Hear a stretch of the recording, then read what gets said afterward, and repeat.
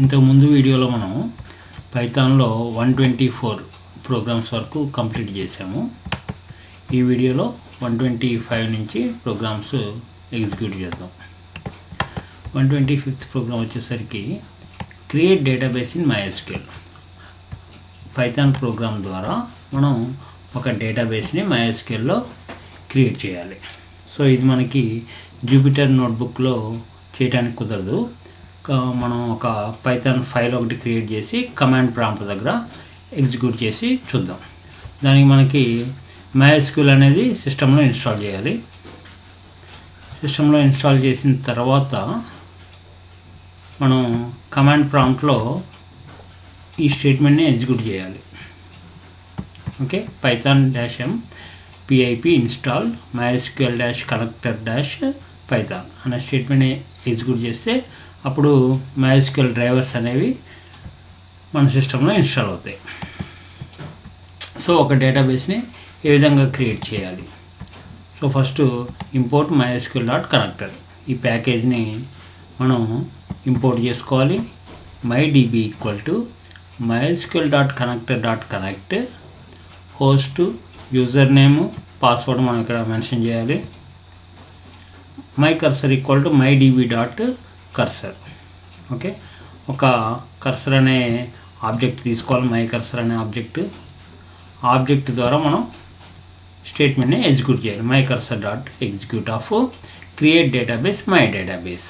Okay, ఈ స్టేట్మెంట్ని execute చేస్తే my database అనే డేటాబేస్ మనకి క్రియేట్ అవుతుంది.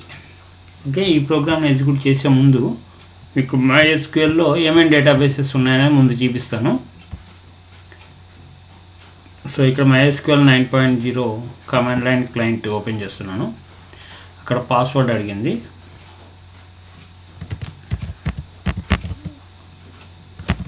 మనం MySQLని ఇన్స్టాల్ చేసేటప్పుడు మనం ఏదైతే పాస్వర్డ్ సెట్ చేస్తామో ఆ పాస్వర్డ్ ఇక్కడ ఎంటర్ చేయాలి.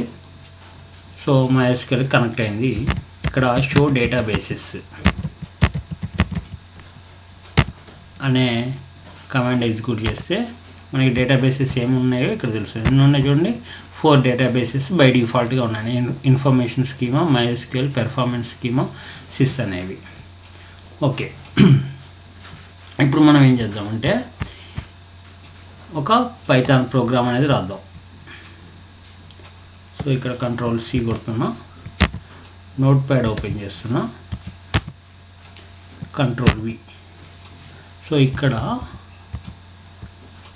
host = localhost, user = root, password మనం MySQL ఇన్స్టాల్ చేసేటప్పుడు ఏదైతే పాస్వర్డ్ మనం పెట్టామో ఆ పాస్వర్డ్ ఇక్కడ ఎంటర్ చేయాలి.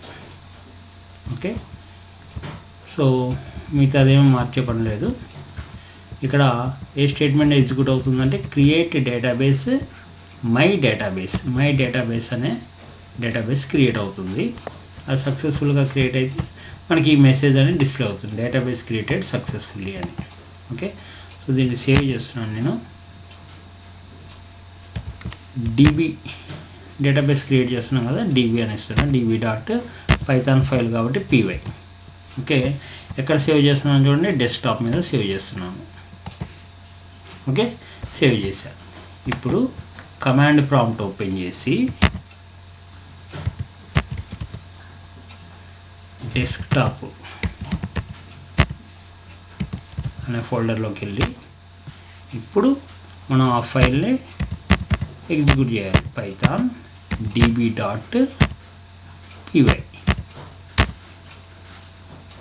చూడండి, ఇక్కడ డేటాబేస్ క్రియేటెడ్ సక్సెస్ఫుల్ అని వచ్చింది. ఓకే, నిజంగా డేటాబేస్ క్రియేట్ అయిందో లేదో మనకి ఎట్లా తెలుస్తుంది? ఇక్కడ మనం MySQLలోకి వెళ్ళి ఇప్పుడు కనుక షో డేటాబేసెస్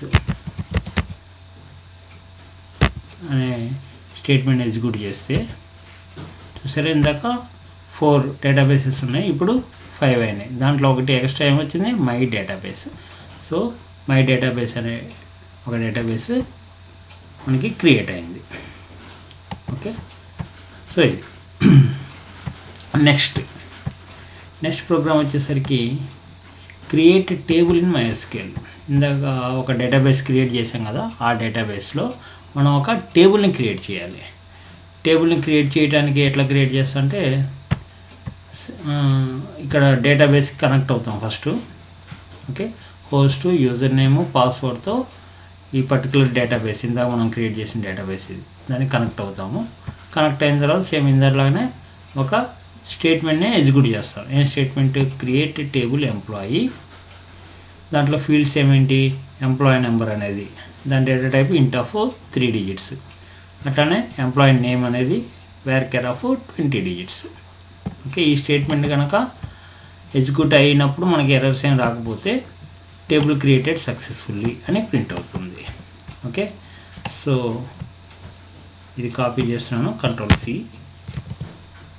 ఓకే, మనం నోట్ ప్యాడ్లో ఇందాక DB అని ఒకటి క్రియేట్ చేసాం కదా, అక్కడే పేస్ట్ చేస్తున్నాను నేను. ఓకే, దీంట్లో మనం ఇవ్వాల్సింది ఏంటి? పాస్వర్డ్ ఒకటి ఎంటర్ చేయాలి. తర్వాత database my database. Okay, so Ctrl+S press చేశాను. ఇప్పుడు కమాండ్ ప్రాంప్ట్లో పైథాన్ db.py అనే స్టేట్మెంట్ని db.py అనే ప్రోగ్రామ్ని ఎగ్జిక్యూట్ చేస్తున్నాను. చూసారా, టేబుల్ క్రియేటెడ్ సక్సెస్ఫుల్లీ అని వచ్చింది. ఓకే, టేబుల్ నిజంగా క్రియేట్ అయిందో లేదో చూడాలంటే MySQLకి వెళ్ళి ఇక్కడ ఒకసారి సిస్టమ్ CLS అంటే మనకి స్క్రీన్ క్లియర్ అవుతుంది. ఓకే, సో ఇక్కడ ఫస్ట్ మై డేటాబేస్ అనే డేటాబేస్కి కనెక్ట్ అవుతున్నాము. Okay, database change. సో ఇక్కడ షో టేబుల్స్ అనే క్వెరీ ఎగ్జిక్యూట్ చేస్తే చూసారా, ఎంప్లాయీ అనే టేబుల్ క్రియేట్ అయింది. దీని డిస్క్రిప్షన్ మీరు చూస్తే మనం DESC ఎంప్లాయీ డిస్క్రిప్షన్ చూస్తే చూడండి, ENO అనేది ఒకటి, ఈ నేమ్ ఒకటి. ENO అనేదేమో ఇంటీజరు, ఈ నేమ్ అనేదేమో where of 20 digits. Okay, so అదేనా మనం ఇచ్చింది ఇక్కడ చూడండి, ENO అనేది ఇంటీజరు, తర్వాత ఈ నేమ్ అనేది వేర్ ఆఫ్ 20 డిజిట్స్. సో టేబుల్ అనేది ఆ పర్టికులర్ డేటాబేస్ ఏది మై డేటాబేస్ అనే దాంట్లో క్రియేట్ అయింది. టేబుల్ క్రియేట్ చేసాం సక్సెస్ఫుల్గా. Okay, next insert record into table. ఆ టేబుల్లోకి మనం ఒక రికార్డ్ని ఇన్సర్ట్ చేయాలి. ఎట్లా ఇన్సర్ట్ చేస్తాం? ఇంతవరకు మొత్తం సేమ్. ఇక్కడ మనం ఏ స్టేట్మెంట్ ఎగ్జిక్యూట్ చేయాలి? Insert into employee values 102, Ravi అని ఇచ్చాం. అంటే 102 అనేదేమో ఎంప్లాయీ నెంబరు, రవి అనేదేమో ఎంప్లాయీ నేమ్ కింద తీసుకుంటుంది. డేటాబేస్ని కమిట్ చేస్తున్నాము. తర్వాత ఎన్ని రోస్ ఎఫెక్ట్ అయినాయి? ఒక రో క్రియేట్ అయింది కాబట్టి 1 రో 1 రికార్డ్ ఇన్సర్టెడ్ అని మనకి డిస్ప్లే అవుతుంది. సో ఇది నేను కాపీ చేస్తున్నాను.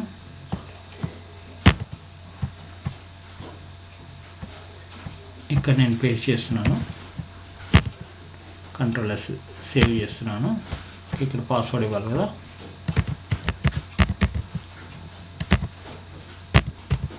పాస్వర్డ్ ఇచ్చాను, Ctrl+S సేవ్ చేశాను. ఓకే, ఇప్పుడు పైథాన్ స్పేస్ db.py. సో ఆ పైథాన్ స్క్రిప్ట్ని ఎగ్జిక్యూట్ చేస్తున్నాను. 1 రికార్డ్ ఇన్సర్టెడ్ అని వచ్చింది. ఓకే, ఇప్పుడు మనం MySQL ఓపెన్ చేసి సెలెక్ట్ స్టార్ ఫ్రమ్ ఎంప్లాయీ. చూసారా, 102 రవి అని వచ్చింది. ఓకేనా, ఒక రో అనేది ఒక రికార్డ్ అనేది ఇన్సర్ట్ అయింది. సపోజ్ ఇక్కడ నేను 103 సుధీర్ అని రాస్తున్నా, Ctrl+S సేవ్ చేస్తున్నా.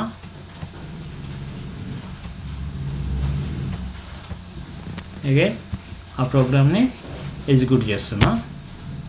1 రికార్డ్ ఇన్సర్టెడ్ అని వచ్చింది కదా. ఇప్పుడు MySQL ఓపెన్ చేసి సెలెక్ట్ స్టార్ ఫ్రమ్ ఎంప్లాయీ అని కొడితే చూడండి, ఇందాక 102 రవి అనేది ఇన్సర్ట్ అయింది. ఇప్పుడు 103 సుధీర్ అనే రికార్డు కూడా ఇన్సర్ట్ అయింది. ఈ విధంగా మనం రికార్డ్స్ని ఇన్సర్ట్ చేయొచ్చు టేబుల్లోకి. ఓకే, నెక్స్ట్ 128 ప్రోగ్రామ్ వచ్చేసరికి సెలెక్ట్ స్టేట్మెంట్ ఏ విధంగా యూజ్ చేస్తాం. ఓకే, సో మొత్తం సేమ్. ఇక్కడ ఏ స్టేట్మెంట్ ఎగ్జిక్యూట్ చేస్తాం, సెలెక్ట్ స్టార్ ఫ్రమ్ ఎంప్లాయీ అనే స్టేట్మెంట్ని ఎగ్జిక్యూట్ చేస్తాము. వచ్చిన రికార్డ్స్ అన్నీ దేంట్లో ఉంటాయంటే మై రిజల్ట్ అనే దాంట్లో వస్తాయి, my cursor dot fetch all అనే ఫంక్షన్ ద్వారా. ఓకే, సో ఇప్పుడు మై రిజల్ట్లోంచి ఒక్కొక్క రికార్డ్ని మనం ఇక్కడ ప్రింట్ చేస్తాం. For X in my result print of X అని ప్రింట్ చేస్తాం. ఓకే, సో నేను కాపీ చేస్తున్నాను, నోట్ ప్యాడ్లో పేస్ట్ చేస్తున్నాను, కంట్రోల్-S సేవ్ చేస్తున్నాను. సో ఇప్పుడు పైథాన్ db.py ఇక్కడ మనం పాస్వర్డ్ ఇవ్వలేదు కదా.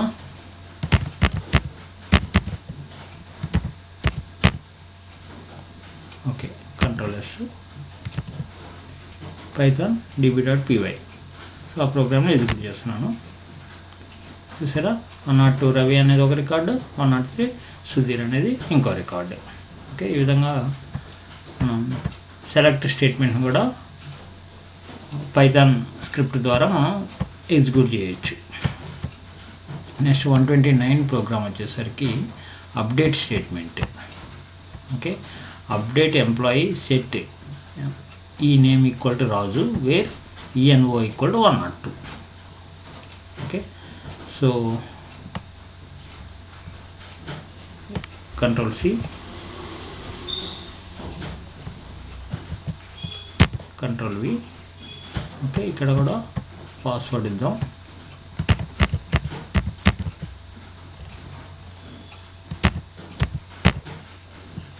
కంట్రోల్-S.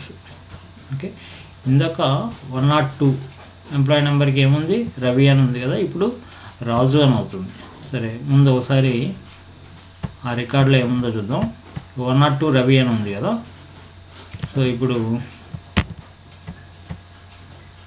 ఈ ప్రోగ్రామ్ని ఎగ్జిక్యూట్ చేద్దాం. 1 రికార్డ్ అప్డేటెడ్. ఇప్పుడు MySQL ఓపెన్ చేసి ఇక్కడ సెలెక్ట్ స్టార్ ఫ్రమ్ ఎంప్లాయీ అని కొడదాం. చూసారా, రవి పోయి ఏమొచ్చింది, రాజు అని వచ్చింది. ఓకే, ఆ విధంగా మనం టేబుల్లో ఉన్న డేటాని అప్డేట్ చేయొచ్చు. Okay, next program number 130 delete statement. Delete స్టేట్మెంట్లో ఏం చేశాడు, ఇదంతా సేమ్. ఏ స్టేట్మెంట్ ఎగ్జిక్యూట్ చేశాడు, delete from employee where ENO equal to 102. తర్వాత కమిట్ చేసాము, 1 రికార్డ్ డిలీటెడ్ అని వస్తుంది. సో ఇది కాపీ చేస్తున్నాను,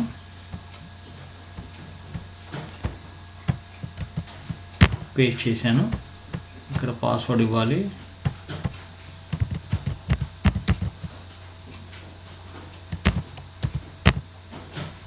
కంట్రోల్-S.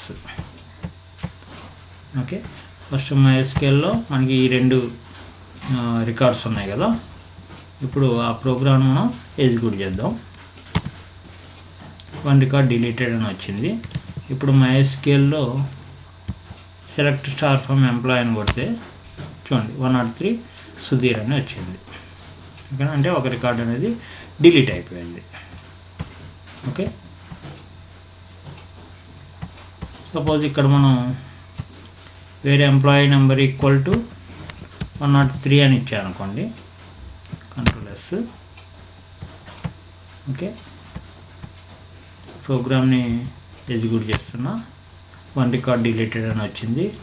MySQL ఓపెన్ చేసి సెలెక్ట్ స్టార్ ఫ్రమ్ ఎంప్లాయీ అని కొడితే చూసారా, ఎంటీ సెట్ అంటే 103 సుధీర్ అనే రికార్డు కూడా డిలీట్ అయిపోయింది. ఈ విధంగా మనం టేబుల్లో ఉన్న రికార్డ్స్ని డిలీట్ చేయొచ్చు. నెక్స్ట్ వీడియోలో 131 ప్రోగ్రామ్ నుంచి రిమైనింగ్ ఎగ్జిక్యూట్ చేద్దాం. Thank you.